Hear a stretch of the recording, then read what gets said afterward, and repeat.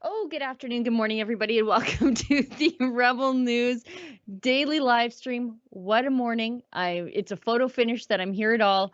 Adam, how's it going? Oh, no complaints. I didn't know Oh if we were God. going to make it, and then suddenly we went live. I'm like, oh, hey, everybody. Well, I was Yeah. busy hanging my head over a space heater beside my desk. As you can tell, my hair is still wet. I have to fill in for Ezra today, and it's quite a packed pierogi of a day, as they say. But the show As must you go say, on. Sheila, as you say. I know. As I say, as you know, the show must go on. So people are here to watch the news. We're here to bring it to them. This is the Rebel News Mhm. daily live stream.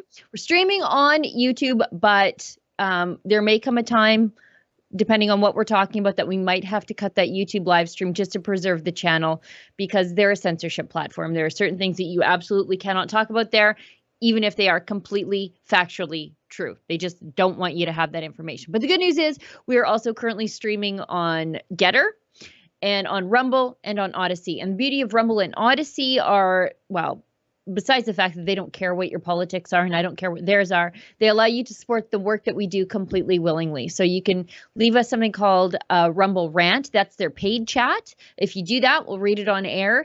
And on Odyssey, it's called a hyper chat. There's a couple different ways to do it. You can use their library cryptocurrency or regular old fashioned money. We don't care. It all spends the same at the end of the day. So we'll take it. And it's a great way to support the work that we do, but also democratize the show wherein you can have your say as well.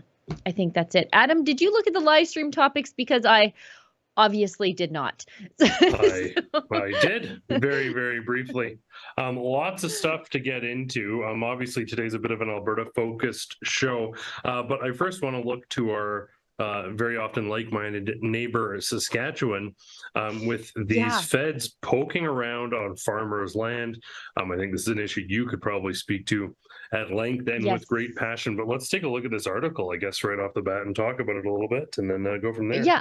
Oh, thank you, everybody who prepared the show today for opening with something that I actually know what I'm talking about. So that's great. Oh, I think you're in good shape today.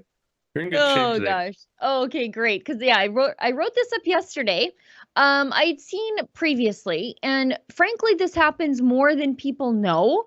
And it's just really nice to see that Saskatchewan is fighting back. So what happened was it was posted online.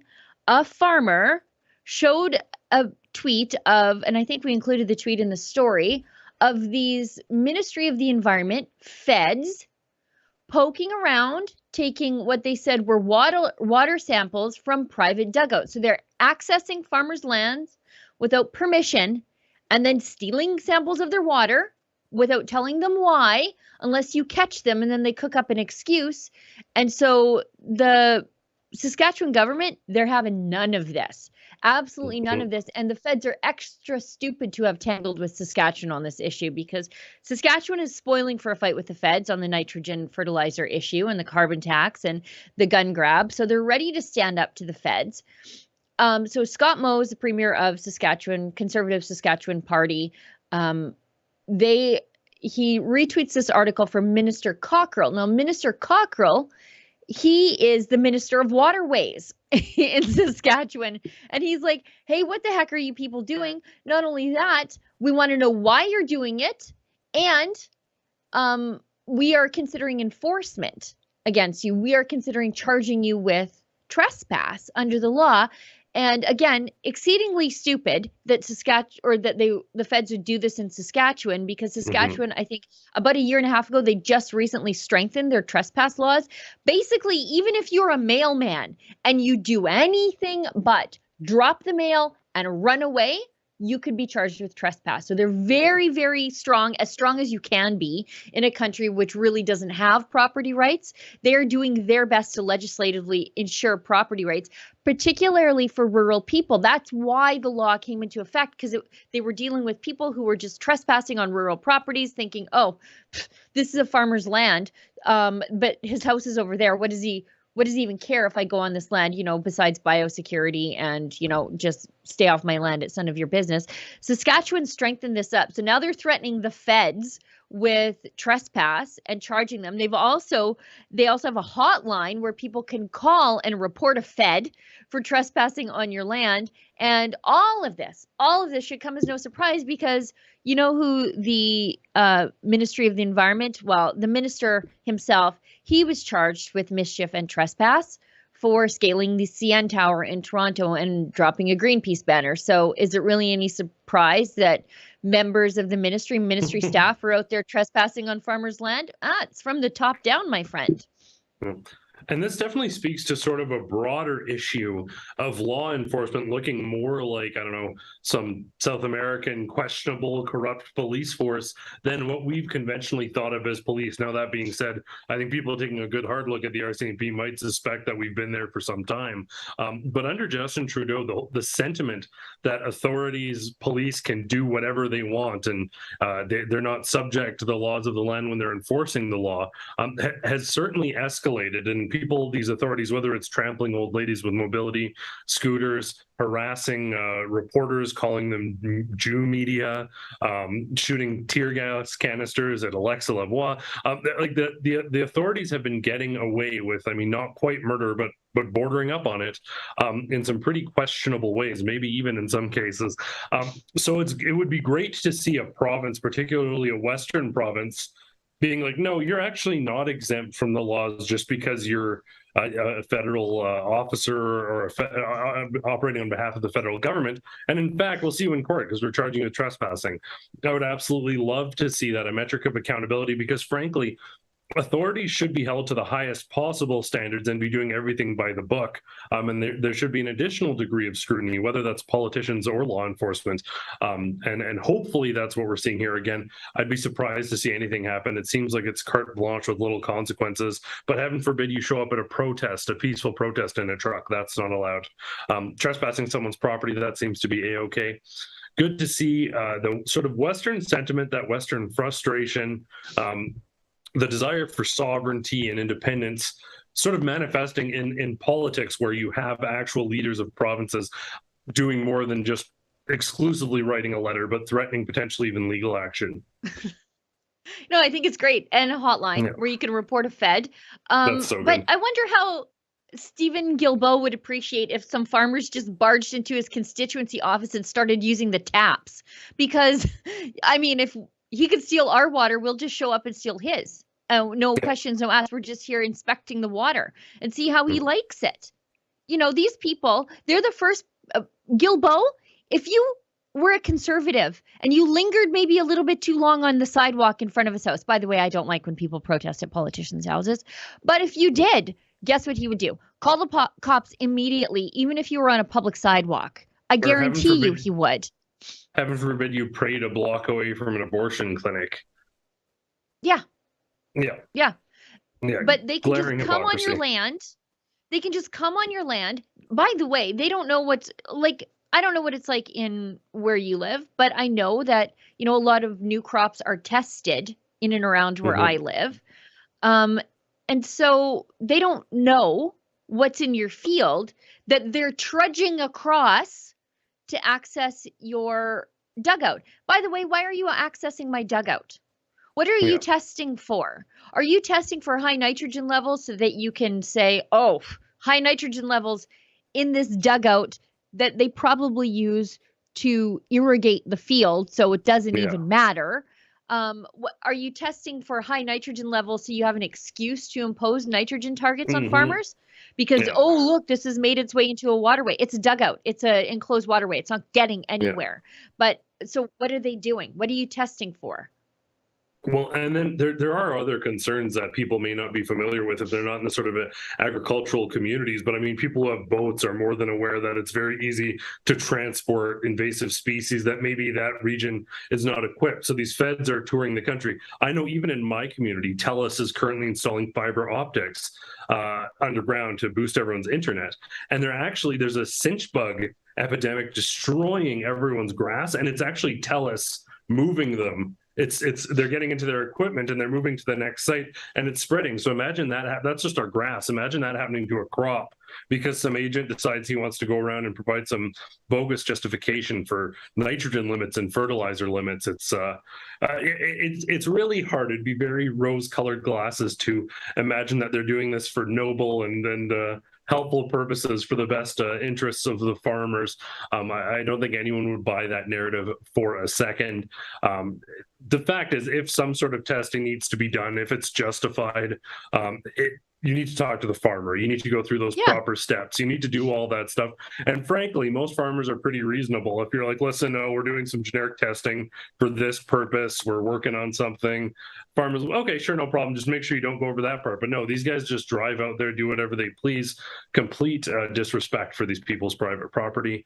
And yeah, it's just another in the latest sort of piling on of issues of lack of respect from the federal governments for people out west who are, and I mean, frankly, I mean, this would frankly offend farmers anywhere. This, if there was agents suddenly in my backyard doing ground samples without speaking to me, I wouldn't be happy about it either. And that's effectively what this is tantamount to. So not good. And yeah, good to see some pushback, as we mentioned. Yeah, I would be off the rev limiter if I found these people on my property. And there's another issue here that, again, I don't think city people know, but farmers are acutely aware of this.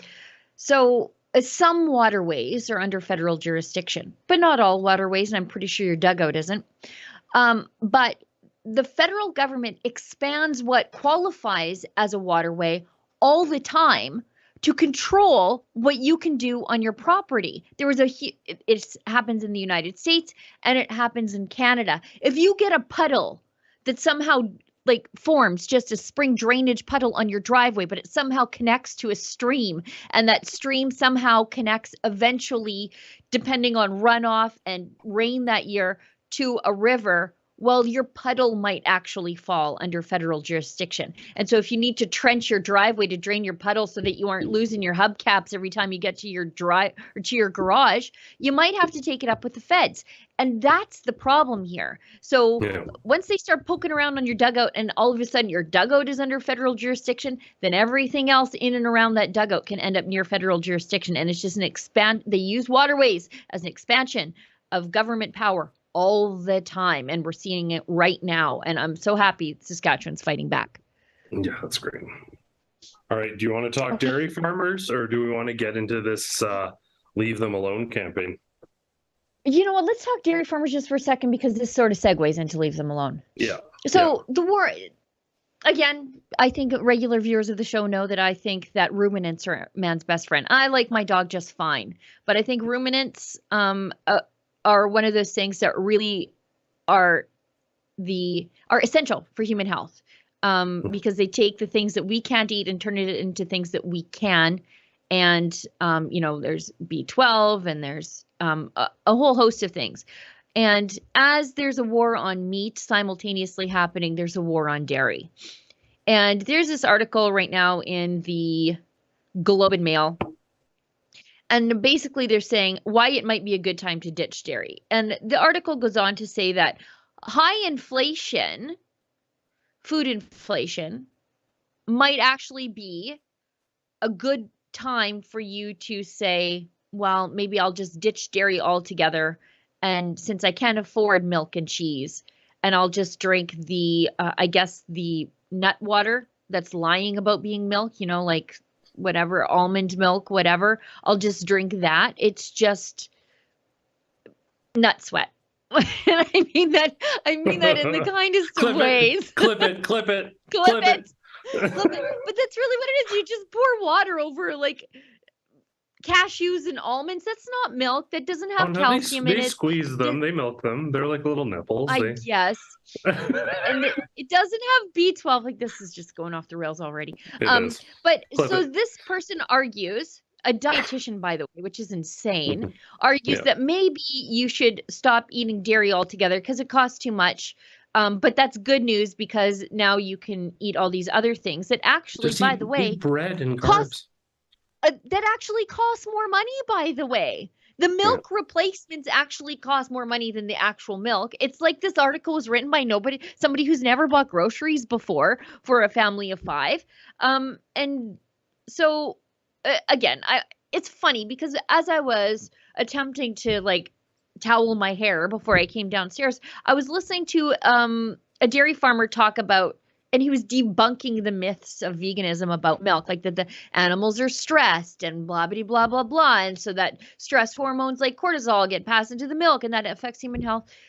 Cows don't lactate if they're stressed. They have to be in a calm, safe situation before their milk lets down. So that's just a total lie. It's like these people have never been to a dairy farm where it's just like you can walk up and hug a cow. They're not stressed out. This is what they do. This is the cow's job. And then, like, further to that point, for people who maybe don't know this, like, if you watch the Stampede, everyone's ripping around on horses, they're roping, they're fast tying them. Yep. That's a sport. Real sort of ranching where you're getting the cattle to the truck, every time that cow runs, it's sweating, which is losing weight, which is costing you money. So if everything is going properly, no one should be working hard while you're rounding up cattle, because you're supposed to, basically, if you work hard or you're running or you're roping, it's because something has gone awry and you're losing weight on that animal. The other thing too is if they are high stress, that meat tenses up. So if you're running really aggressive wrangling and you're stressing these cows out, you're going to have bad quality meat and you're going to get paid less for it because they're sweating off that weight. So whether it's dairy or beef, the cowboys are making, and the ranchers, farmers are making every effort to keep those animals as relaxed as possible. Yeah, this is crazy. This article goes on to cite the Canadian Food Guide, which is a disaster. Once they started publishing food guides, human health took a real serious turn for the worse. Everybody ends up on statins and medication and diet, like a serious spike in diabetes and health-related issues, heart-related issues once people started following the food guide. But then they go on to say that dairy is a high impact on the environment. Cows go and eat grass, then their manure seeds the grass, and it's just like a perfect circle of life.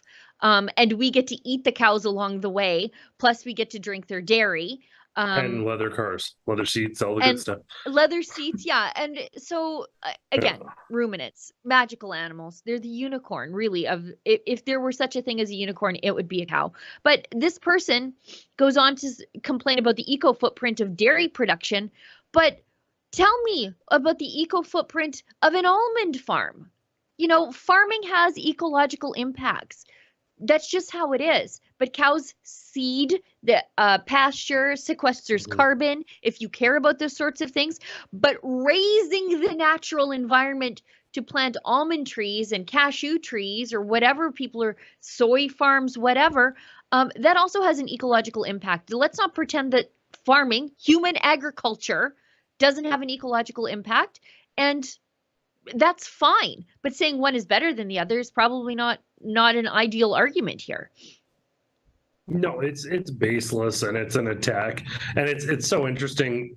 Because very often you see the dairy industry, you go to, like, whether it's the ag hall at Stampede or sort of their lobby groups, they have these commercials about how they're net zero. They're pandering so hard to these groups to try and be on board with them. But I mean, the very influential dairy farmers associations need to get on board with being proud of their product and stop playing these political games. This is very reminiscent of the conversation I had with Danielle Smith about even the use of the word net zero. And she was like, well, I'm saying it because the industry is saying it. But I'm like, the industry is saying it because they feel like they have to. And she even said, well, maybe we shouldn't be doing this, but we need, like, I don't think the ranchers, like cattle ranchers broadly, will be buying into this. But the dairy farm needs to say, you know what, go fly a kite. Like, we make this an excellent product. We're valuable contributors to the economy on the global scale compared to some of these other countries, which frankly I don't even know how much they're affecting the climate, but we're not contributing meaningful pollution to the environment compared to some of these other countries. And you want me to stop drinking milk so that what?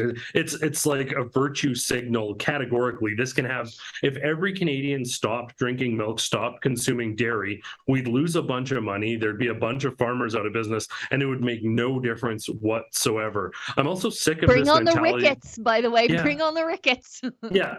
Well, and I'm so sick of this mentality that that because the government is spending out of control, because they can't bring costs in, because there's supply issues, because of inept management across the board, whether it's the United States, Canada, or overseas, that we should just start sacrificing sort of fundamental components of our lives, and that's the solution. We don't need to get rid of milk. We need to get rid of Justin Trudeau, plain and simple. And I'm sick of being told, oh, no more fuel cars, no more milk, no more this, no more that, no more beef, no more like why are we for generations we saw collective general improvements, we saw better health, longer lifespans, and now suddenly all those things, availability of meat, high protein diets, all those things that have largely accommodated and facilitated increased lifespans, they're taking them away gradually and making things worse. That's not the direction we're supposed to be heading.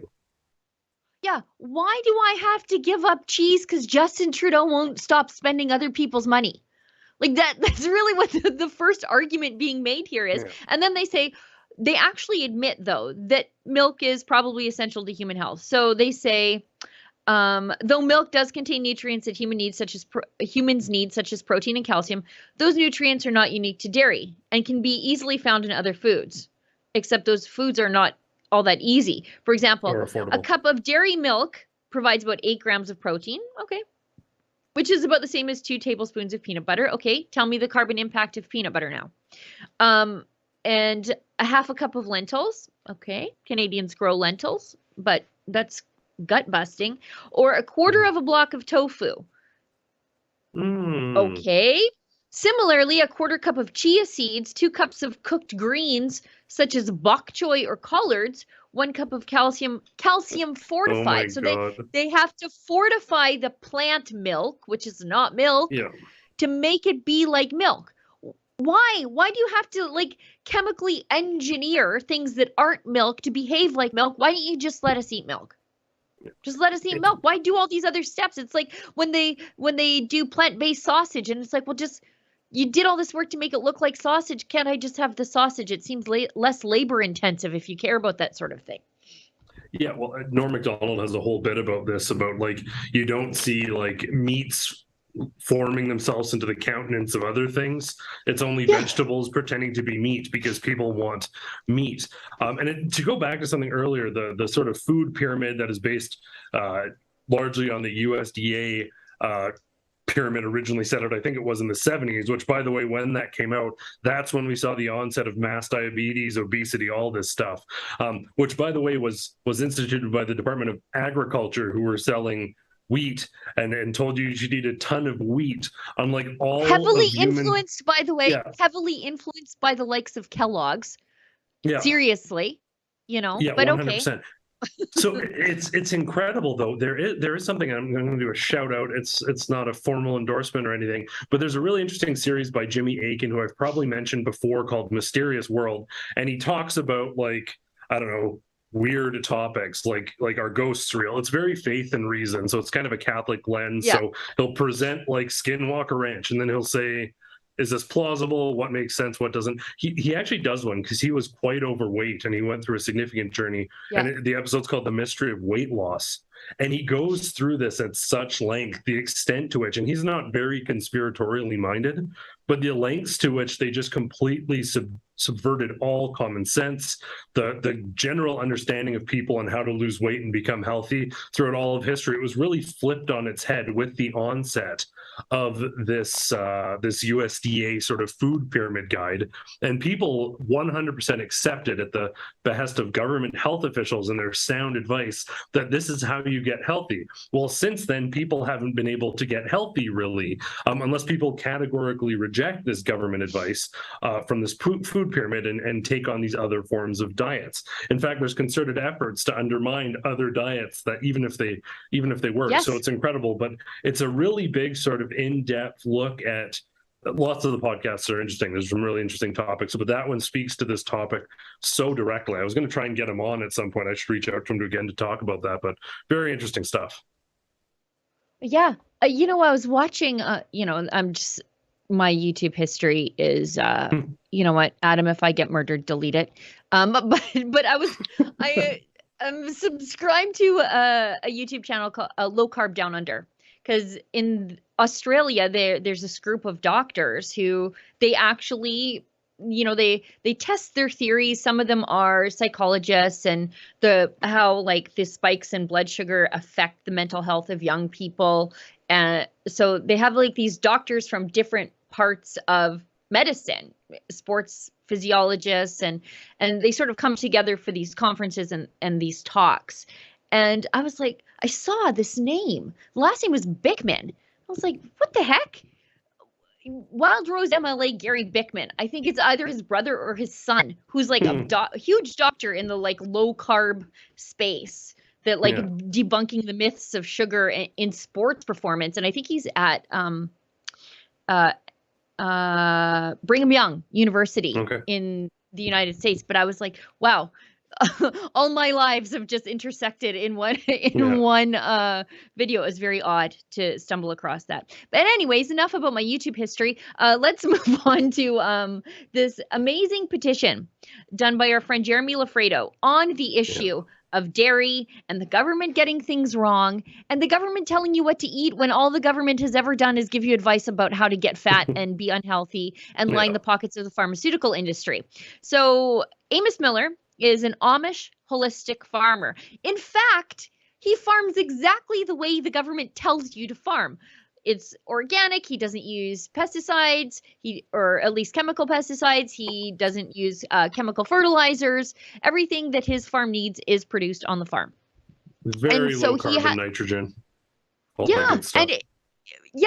No tractors, by the way, no diesel. This is like exactly the horrific way they want the rest of us to farm. But he's making a go of it because he has this buyers co-op. It's really a co-op. They call it a private buyers club.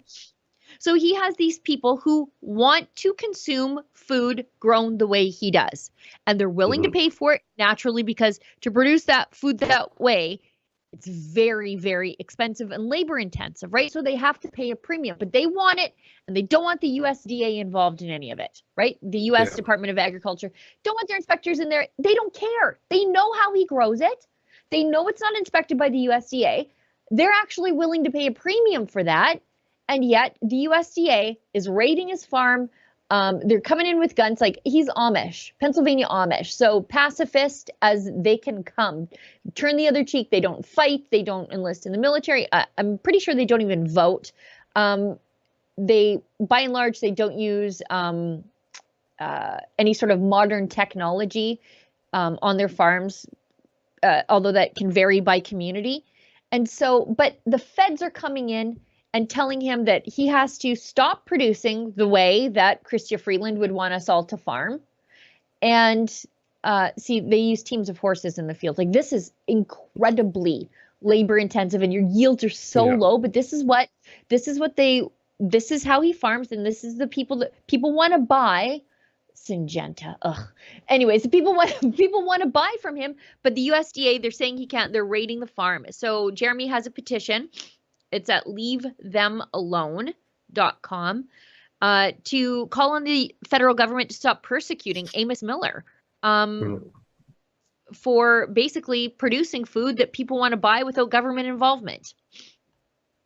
That petition, 19,397 signatures. Number. This is wild.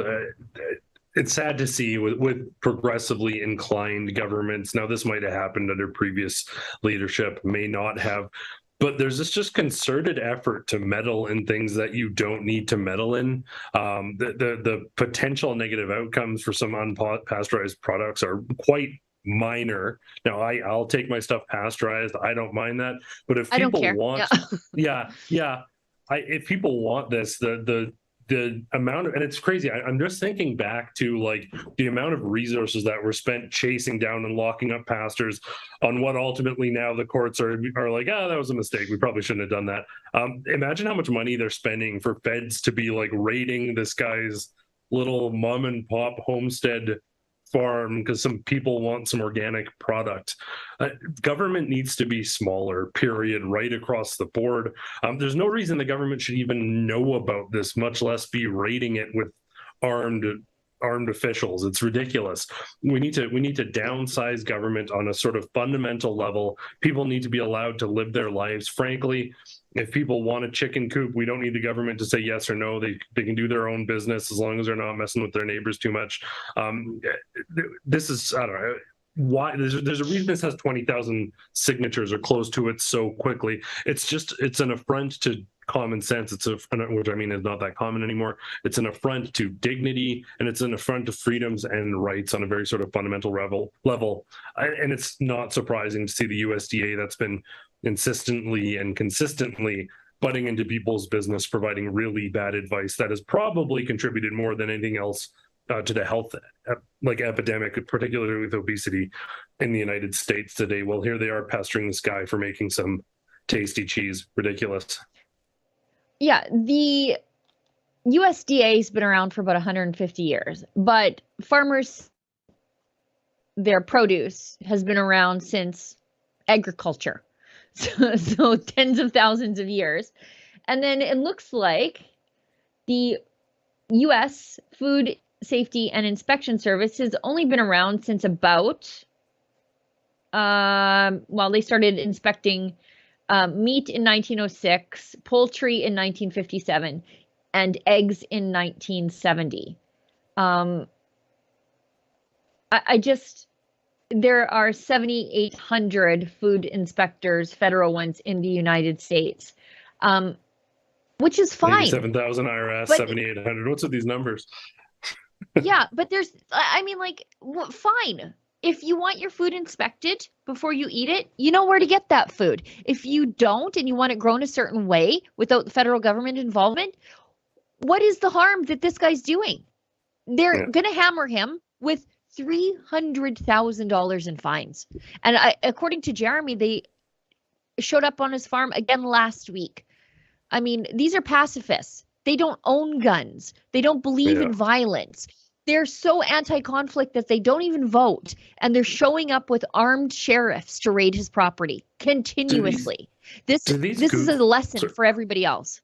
Go ahead. Do these goofballs not have better things to do? There's rampant border crises going on. There's all these Democrat cities that don't allow guns. There's mass shootings basically every weekend, or the equivalent of in compiled murders. There is so much serious stuff. It's the same thing in Canada in major cities, by the way. We're focused on taking away farmers' rights, reducing their fertilizer, and making sure they can't go target shooting on the weekend, while these Democrat cities are turning into absolute dystopias, and nobody seems to care. It's as long as we can get Amos, make an example out of Amos, that simple farmer, then we'll know we're okay in our little utopic cities. They're completely disjointed from reality. There are so many serious things that could be focused on by 7,800 agents and 87,000 IRS agents now, better than taxes. There's serious rampant crime going on, and again, you see this. They're chasing down pastors. They're flying the helicopter to find underground churches. They're pestering Amish organic farmers. Get your act together. And again, it just goes back to the same thing as before. Less government. Back off. We need government focusing on enforcing laws about violent crimes, not laws about milk pasteurization. And that's what the intention behind government on a fundamental level was, to ensure people aren't killing each other, that there's not utter lawlessness in the streets. Now, the government doesn't seem particularly concerned with rampant crime and lawlessness in the streets, but they sure love to make examples out of farmers who aren't checking the right box on their tax form or applying the right inspection protocols to organic meats. It's absolutely absurd. Yeah, it's particularly odd that, can you imagine being a food cop, one of these food cops, and you come home to your kids and you're like, Daddy, who did you protect today? Oh, I arrested a guy who drives a horse and buggy for selling milk without having a government label on it. Rebel News, very happy to announce our upcoming sitcom, Food Cop, starring Sheila Gunn Reid. I'll just show up and eat all your steak and then leave. Then you call the cops because I trespassed and stole your steak. Cool. Let's touch on this CFIB report, because I'm just happy to find out that the CFIB people over there are still alive after doing nothing over the course of the pandemic. So the story's in Global News, but I just dug down on I went to the CFIB website. People say that I don't pay attention to when my co-hosts are talking, but I'm also monitoring the stream and looking up stories and making sure that we're still on the air. So if I'm doing something and I appear distracted, I am not. Please don't write rude comments in the YouTube comments. But anyways, CFIB report finds 20% of Alberta small businesses at risk of closing for good. Well, thanks, CFIB. They did literally nothing during the... Yeah, thanks. You did nothing. Once again, more applause. You did nothing during the pandemic. All they did during the pandemic, they didn't fight for the rights of small businesses to be open and serve their customers and not be in constant conflict with their customers. They didn't say anything about the vaccine passports. They didn't defend a single business who said, I'm not going to close because the government told me to. They didn't do anything.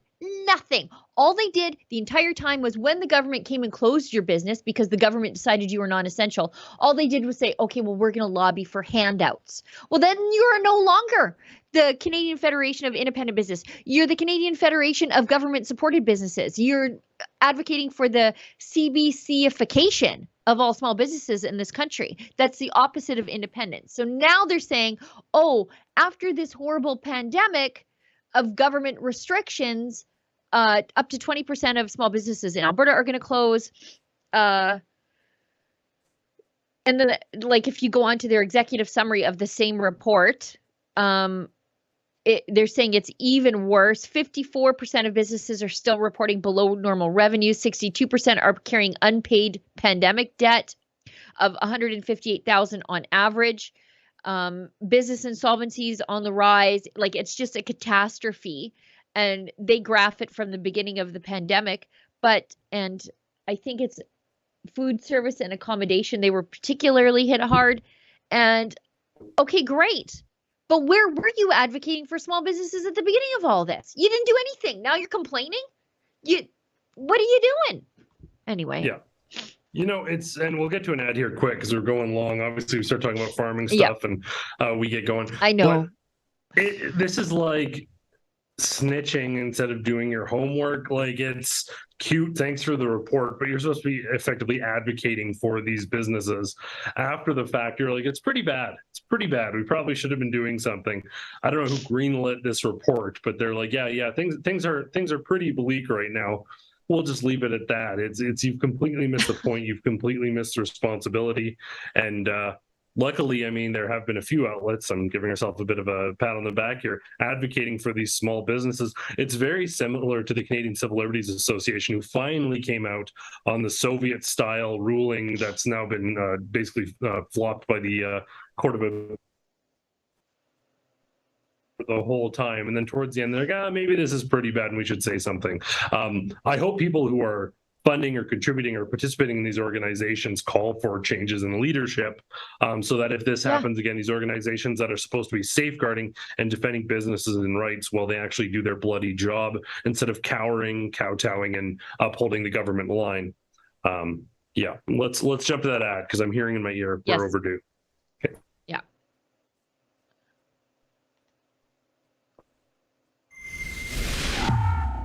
So I absolutely love having the opportunity to chat with you, to chat with our ever-growing audience. But I'd actually love for you to have that opportunity as well. We actually have advertising opportunities available with rebelnews.com. We don't get handouts from the government. We trust on supporters, viewers, and advertisers like you. So instead of folks listening to me in this spot, they could actually be checking out your company, getting information about your business. For more information or to advertise with us, send an email to ads@rebelnews.com.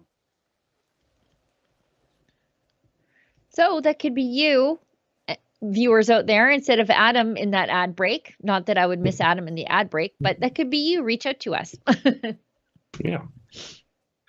All right, let's talk about someone else who wouldn't miss us necessarily. Yeah. This Leila here business. So weird. Yeah, I mean, this is just ridiculous. The things she's saying are crazy, and she knows better. But to get loved by the Liberals, you have to say the right thing. So she knows that Rebel News is not white supremacist. We aren't homophobic. We're not racist. We're not Islamophobic. I mean, I think the head of our advisory board, Raheel Raza, would be probably quite shocked to find out that she herself was Islamophobic. But so what happens is we are co-hosting a debate with the UCP frontrunners on the 25th with the Alberta Prosperity Project.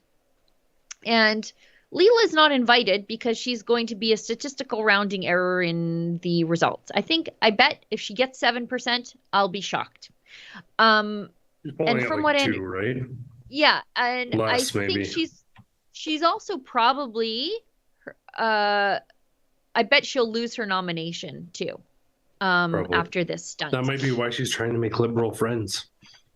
Yeah, so I think she's going to go from being in the UCP to being in the Liberals pretty darn quick, especially since you caught her at the Trudeau pancake breakfast where she was invited by Justin Trudeau to be there. So he doesn't just invite Conservatives to be places, especially when that's not her riding. Usually it's out of respect that when the Prime Minister comes, he would invite the local MLA or the local MP. But that's not her riding where you caught her because she's in Chestermere. So she is not invited to this UCP or the UCP debate hosted by the APP and Rebel News. But she is now speaking out against it, saying that I'm not going to mince words. White supremacy, homophobia, and racism have been supported and encouraged for too long in politics. The insinuation here being that we are all of those things, which shocks it's shocking to me because I work here and we're none of those things. Anyone participating in the Prosperity Project... Just we categorically condemn those things also, in case you're wondering. Constantly. Anyone participating in the Prosperity Project Rebel Media debate should be held accountable for supporting this toxic culture. Okay, but you weren't invited, lady. If I become leader and premier of Alberta, there will be no room for those who support this agenda. Alberta has a core set of values, and they are in direct opposition to what's on display here. Today, I'm putting my foot down and saying enough, do better. Except she doesn't give any examples of it. And she is using the language to describe us that the mainstream media describes the UCP with. And she can't even see that she's totally playing into the narrative that does she really think that this is going to save her? Like, you think the crocodile is going to eat you last? No, it doesn't. If she gets elected leader of the UCP tomorrow, which she won't, the media and the left will use all those same words on her, and it doesn't matter who she threw under the bus along the way. Patrick Brown. The incredibly weird thing about this, though, is her immediate subsequent tweet was me asking her a question about like unifying politicians and right versus left. And she said, amazing, thanks for sharing, exclamation point. I asked her like 4 questions at this debate. Following the debate, she also agreed to do an exclusive with me. Very friendly. Of course, I was not surprised to not hear back on emails. But it's so bizarre to be like, anyone participating in this is evil and a white supremacist. And then she's retweeting, thank you for sharing this. I'm assuming there's an intention of some element of sarcasm there, but it's me asking a fair question and her providing, I mean, people weren't necessarily fond of the answer, but her providing an answer. We've given her every opportunity to speak with us. She saw the Rebel mic class. She knows very well who I am and had no problem there. One thing that's also concerning to me is the fact that we see this in such close proximity to these, and we'll talk about this later, but the Pierre Poilievre handshake and the allegations of white supremacy and racism. All of these sort of marginal fringe candidates are taking shots at the front runners, all using the same language. And it seems, could be a coincidence, but it seems awfully concerted. We said that this was going to happen, that this sort of language would come out and they'd start targeting front runners with this. Frankly, we shouldn't be surprised whatsoever. But I am a little bit shocked that Leela here for everything she is, which is fundamentally a progressive. Every other candidate up until this has effectively said that she's an incredibly nice person. We saw her rush and intervene to basically take on a bull to protect somebody. She was, if people weren't going to vote for her, they might have put her somewhere on their list just because she seems like a good person, despite not aligning with them in concept. But she shot that concept in the foot by basically saying anyone who's in favor of sort of sovereignty for Albertans is a white supremacist, a racist. Anyone asking questions about the World Economic Forum is a bigot. Like, that's a completely disjointed, unfair statement. And it's shocking how it's always the lovey-dovey, united, every time, come together progressive candidates that engage in these vicious personal attacks. During the last debate, we saw Rajan Sani, who's very much sort of a fringe candidate as well, talking about unity and love and coming together, but then every point she made was a vicious and sometimes personal attack against Danielle Smith instead of engaging in ideas. And this is Justin Trudeau style politics. It is what has been popularized by and the NDP as well too. They very rarely campaign on what they're going to do. It's always attack, attack, attack. And it's not surprising to see, but it is maybe a little surprising that it is Leila who sort of sank to this level. Yeah, I used to be somewhat friendly with Leila a while back. Not friendly, I wouldn't consider her a friend, but we were collegial. Mm-hmm. So she knows exactly who and what I am. And so while she is inconsequential, a statistical rounding error, what I know about her now is that she is a deeply unethical woman who will lie to be liked by Justin Trudeau, because she knows that we are not those things. She knows that I am not those things. She knows that you are not those things. She knows that our boss, Ezra Levant, a Jewish man, is not a white supremacist. She knows that Raheel Raza either, is he? I don't think so. Shocking. She knows that Raheel Raza would not work for an Islamophobic organization. She's a proud Muslim woman. She's a Muslim reformist. What I know now about Leila is that she is an unethical politician, like every other unethical politician that I am highly critical of every single day. She will do and say whatever it takes to be liked by Justin Trudeau and the mainstream media. And she deserves the catastrophic loss that she's going to face, and she deserves to lose her nomination. And I know organization is already happening to make sure that that does happen to her. And she will deserve every little bit of it, because I can disagree with someone on policy issues, but you are a deeply flawed person, a person of poor moral character, when you will lie to get ahead. And that's what I know about Leila here now. Yeah, you nailed it right there. It was incredible to see folks like Tarek Anlaga, who came here as an immigrant, responding to that, saying you've painted Alberta as this sort of racist, bigoted, terrible place. Why are you running to... If you hate this province on such a fundamental level, that you're going to imply that the thousands of people, the very likely millions of people, if not at least hundreds of thousands, who are concerned about the raw deal that Alberta has gotten, that they're all of these terrible things, well, then you fundamentally misunderstand the majority of Albertans. You have no business running. So he spoke out about these so-called redneck folks he hangs out with, providing the most welcoming and inclusive community he's ever witnessed. And he would never speak about someone, even his worst enemy, in the way that she's spoken about average Albertans who are concerned about a raw deal.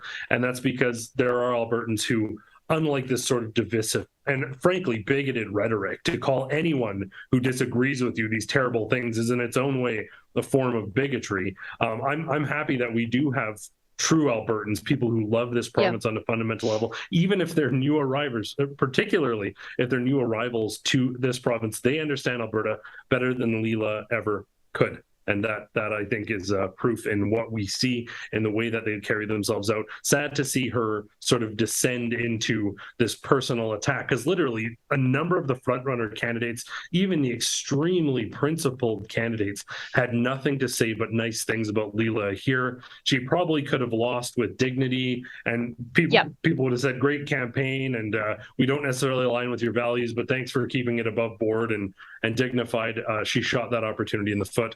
Ultimately, in the history books, it's not going to matter. Like you said, a statistical rounding error. We can move on from it. But I think an apology is clearly in order. That's what an Albertan would do. Yeah, except I don't want an insincere apology. But yeah, she could have went out with dignity. She could have lost holding her head high, and people like you and me would have said, you know what? I disagree with her on a lot of things, but I don't think she's a bad person with poor character. But now I can say I disagree with her on a lot of things, and maybe now she has proven herself to be a person of poor character because she lied about people she knows better. We extended the opportunity to her, as I do with sometimes NDP candidates, to have a conversation. People might not have agreed with her, but as journalists, our job is to get to the bottom of the stories. I've spoken to a number of the leadership candidates in these long form interviews. I offered that to Leila, despite the fact my personal politics don't align with hers. But that's because my job is not to push my personal politics. We're not the CBC working on behalf of Justin Trudeau. Yeah. We're journalists working on behalf of you, the viewers. And that's why we're willing to talk to these people, ask tough questions, give them an opportunity to be heard, and then you can pass judgment on them. That's not my job. That opportunity certainly still available despite all this, because frankly, I think that the principled journalism of exposing people to ideas transcends even personal attacks like this. I believe that is a fundamental responsibility. I'm willing to uphold it despite this attack on so many Albertans. Frankly, I've got more questions for her than ever now. And I hope we get a chance to ask them if she can get over herself. We should go to some of the chats. I think we spent far too long on Leila here because I think she's inconsequential, and I think she's probably just done terrible, terrible things to her career. Unless she makes the lateral move to the Liberals, which, I mean, good luck getting elected as a Liberal in Chestermere. She'll have to be a drop-in candidate somewhere else. Yeah. Anyway, let's which probably opens the door for someone better and more reflective of the community to be in Chestermere. Adam, Ottawa gives us $1. That's one government snitch line I can embrace. No kidding. I'm not a fan of government snitch lines, but I will narc on the feds if they come on my property. Your shirt is on the way, Adam, by the way. Shirt's coming. That's awesome. Fraser McBurney. $5. With the criminal government and the courts canceling the outrageous fines, will those poor people who paid their fines get their money back? Let's hope. Absolutely not.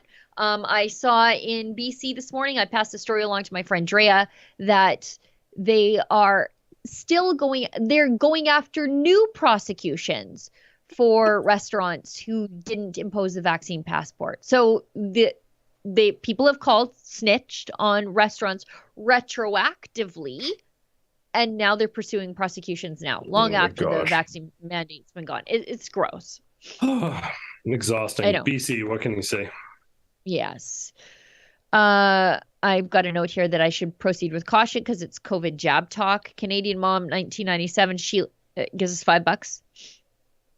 It's safe. Sheila, what do you think? Yeah, I think so. What do you think about the CDC reversing course on the COVID jabs, now admitting they got it wrong on the jabs? What do I think? So, yeah, exactly. This is happening all over the place, and even still, they gaslight you and say we never said that would stop the transmission, and then you're like, well, here's this video of you saying it. Like, here's this video of you and 50 other people saying it. They just want to rewrite their own history quietly and say, well, the science evolved. And I don't think science should be evolving as you're sticking things in people's arms and then telling them they can't live their lives without it. That seems a lot like illegal coercion.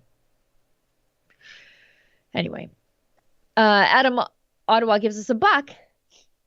And says, today a neighbor told me that the reason why the air quality in Ottawa is poor is due to the Freedom Convoy back in February. You know, there's nothing those people can't do. She claims air doesn't move that fast. People do believe this stuff. You know, that's shocking to me because when the Green Energy Act came in Ontario, they told me that everything would be perfect there and Alberta would continue to be the horrible wasteland that we are. But I guess not. I guess the Freedom Convoy came and ruined everything for you guys. I'm so sorry about that. It was deflating those bouncy houses that really did a number. That's right. It's everybody's breath just hanging over. Adam Ottawa gives a buck. If eliminating meat is indeed so healthy, why are so many vegetarians obese? And not even obese. Why are they so miserable? And again, I say eat however you want. Eat however you want. Yeah. But I don't think the government should be taxing you into certain behaviors. I don't think they should be I don't think the government should be in the nutrition business whatsoever. Like, I just don't think so. And like I said, eat however you want, but don't be saying, oh, inflation is good so that you can't give your kids milk now. Well, and it's two-pronged. It's not only the fact that they're pushing that nonsense, they're pushing it, but then they're also going in what seems to be an evidentiary wrong way. So it's not only that they're butting their nose in where they don't need to be, and I agree with you, I think the government should butt out of that.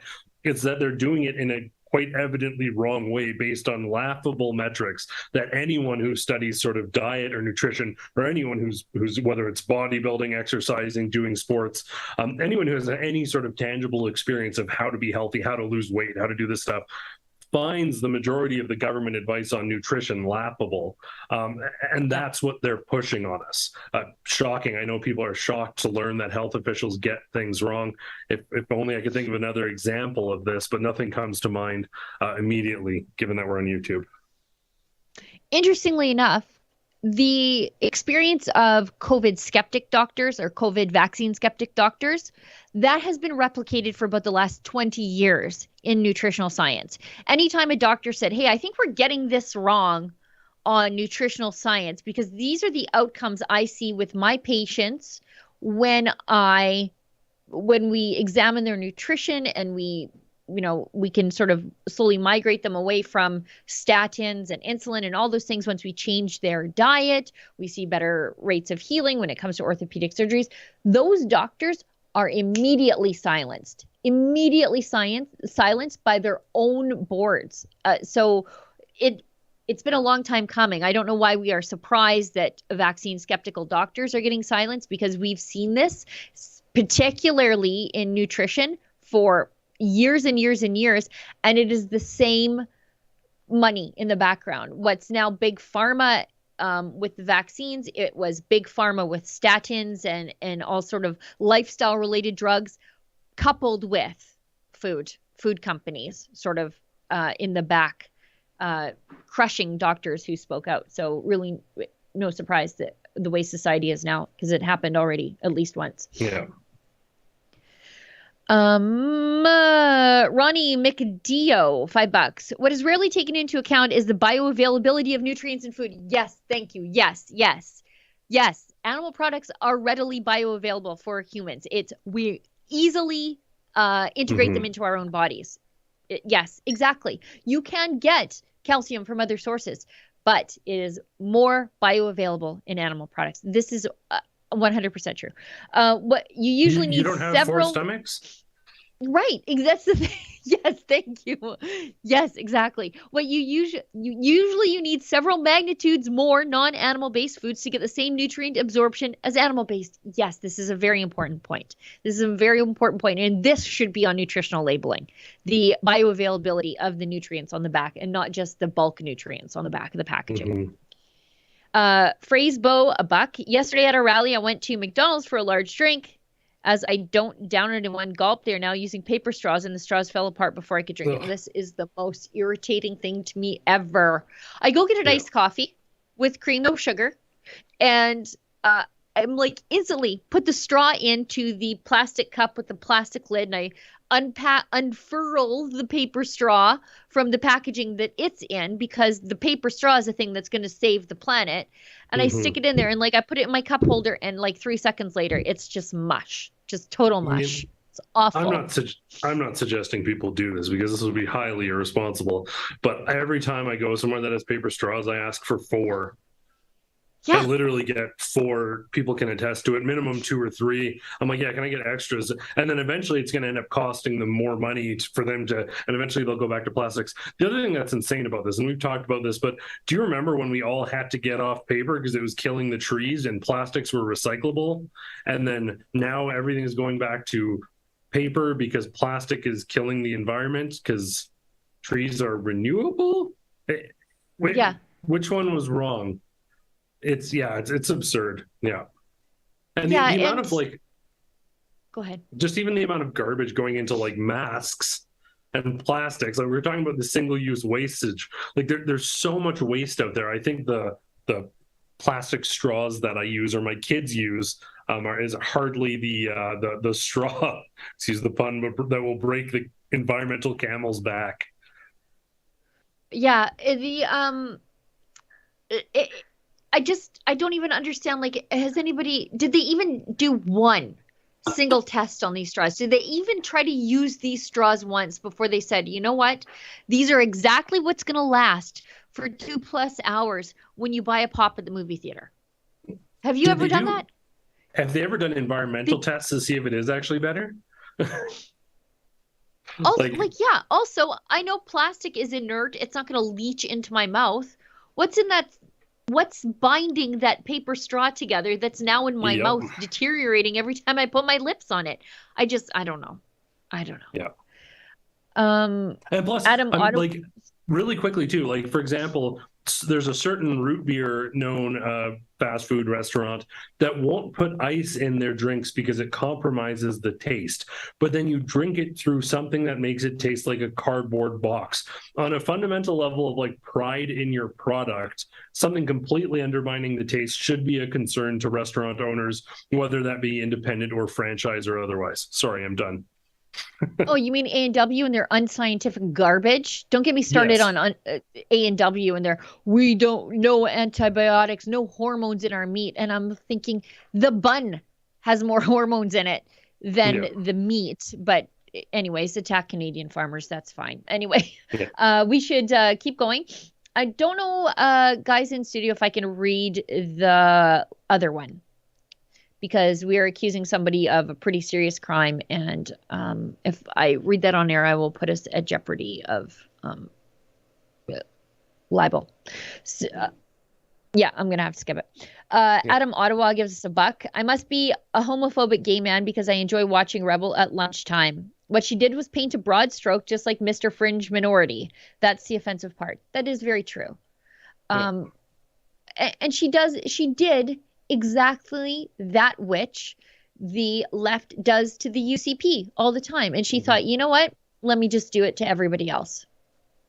Anyway. Well, when you have the NDP retweeting her stuff and progressives retweeting her stuff and conservatives being appalled by her stuff, that paints a pretty clear picture. You know, I do believe, while I'm socially conservative, that you can be a progressive candidate if your intention is people need to be left alone to freely do what they want. We can counteract bigotry, discrimination, all of that stuff. But this breed of progressive, what they are is they're in a way, it's a sort of active bigotry of their own where they target, vilify, malign, and marginalize anyone who doesn't adhere to their exact line and principle, which is not loving, it's not unifying, it's not gracious, it's not Albertan, and that is what's on display here. I'm looking forward, frankly, and I'm hoping to see many of you there. I know Sheila will be there, I'll be there, I think Ezra's coming as well on Thursday evening at the APP event. It's sure to be a great event. Some of those important questions that real Albertans, no matter what your background, faith, or attraction may be, want answers to. We're very happy to be partnering on this. Very happy that the APP, AlbertaProsperityProject.com, is putting this great event on. I think it's going to be great. I'm not going to let a few comments by a rounding error taint or marginalize the potential for an incredible evening. Looking forward to it very much. Yep. Yeah, I agree with you, Adam. I'm a social conservative. But I think social conservatives and true progressive conservatives, if there are such a creature out there anymore, I think we can all hold hands on the idea of just leaving everybody alone. Social conservatives, religious conservatives, fiscal conservatives, progressive conservatives. I think we can sort of unite on the idea that the government is too big. And once a government cares how I'm living my life, it is too big. And I'm happy to let all of us live our lives exactly how we choose and let the success play out. Let the success win. If I think my way is best, I'll talk to you when I'm 80, and we'll see we'll see who won. to tie in a couple of themes, we're talking about healthy diet, weight loss. We're talking about government. I want an extreme weight loss show, but for government, where they just cut as much as they possibly can, and then we weigh them at the beginning and then the end and see how much progress we've made. That is a show I would watch. Yeah, Red Tape with Adam Soos. We should do one more ad break, and then we'll just see what we've got left for chats, and then maybe we can go out on this Pierre Poilievre. Do we have that? The Breakfast with Justin Trudeau video. Now, I will tell people in advance, I don't endorse any politician normally. I generally don't trust politicians. The more you trust them, the more they let you down. But you have to, wherever you fall down on who you're supporting in the Conservative Party leadership race, Pierre Poilievre is giving a master class in political communications.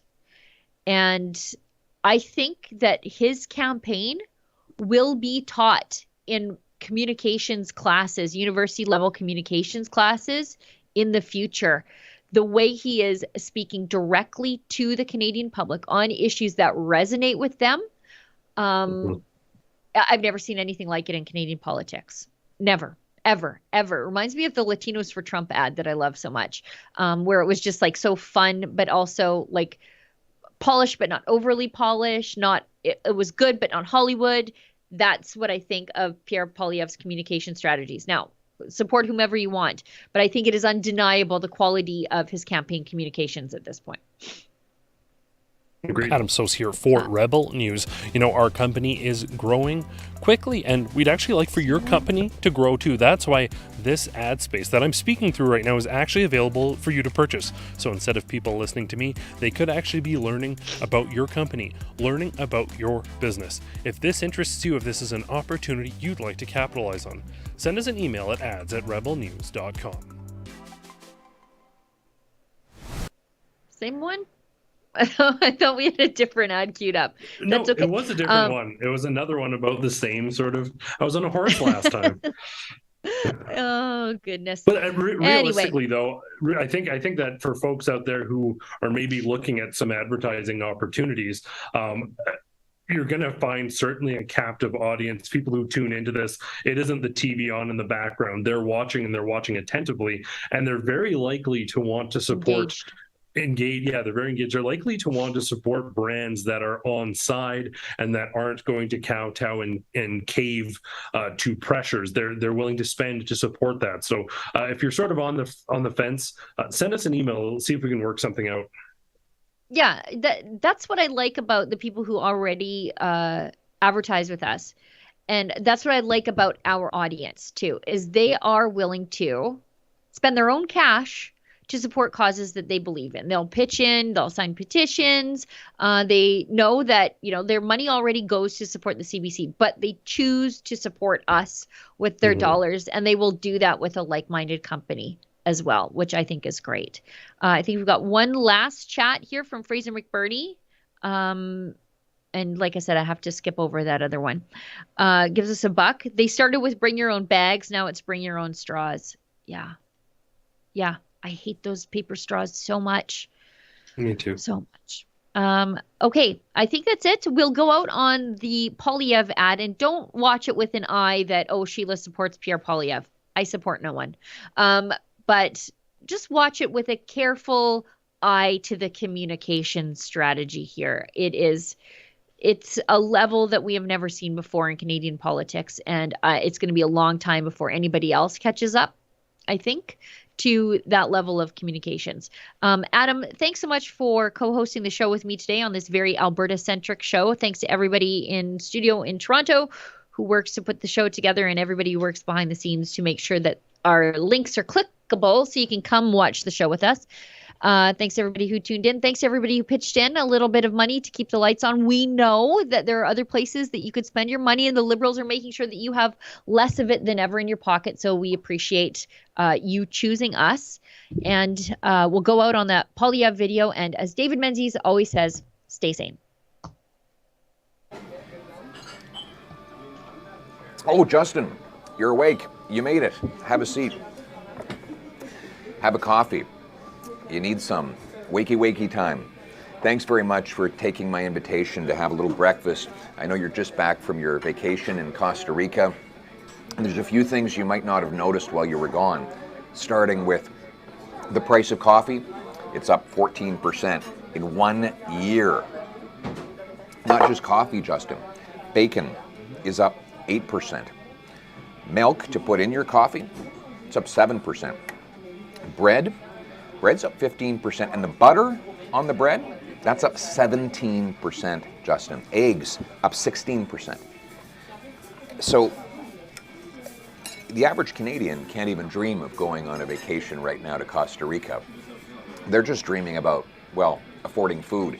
In fact, there's a poll out, Justin, you might find interesting. About a quarter of Canadians are now borrowing money just for essentials like eating. Justin, can you imagine taking out a loan so that you can eat? Remember when you said that you were borrowing money so that Canadians didn't have to? Well, now Canadians are borrowing up a storm because they can't afford the higher prices that you've imposed on them, right? You know, it's called inflation, or just inflation. I like to put your name in there because it gets your attention. Here's how it happens. You print money to pay for your deficits, $400 billion. You increase the money supply in our economy by about 20% in 2 years. More money chasing fewer goods, that equals higher prices. Let me break it down for you. Imagine there's an economy with 10 pieces of bread and $10. Well, it would be $1 for each piece of bread. If you double the number of dollars, Justin, to 20, you don't get twice as rich. It's just that $20 to buy 10 pieces of bread is now $2 for each piece. In other words, you've doubled the price by doubling the money. Well, that's what happens when you create cash without creating the stuff that cash buys. So we have 10% food price inflation in Canada today. 10%. And overall, our inflation rate is near a 40-year high. So what are your plans to do about it? Well, you want to further increase the carbon tax by 200%. Justin, gas prices have been hovering near all-time highs already. And you want to continue running these monster deficits that will bid up the price of goods. And finally, you want to make food more expensive by forcing farmers to cut back on the fertilizer that they use to make our food by 30%. Now, I want you to stop and think, how does it help the environment? If you force farmers to reduce their food production for every acre of land, they're going to have to use a bigger footprint of land to make the same amount of food, which forces them, of course, to drive longer distances in those big tractors and combines and burn more fuel. Beyond that, because they would not be competitive with global food prices, we'd have to import more food. And that food would have to be transported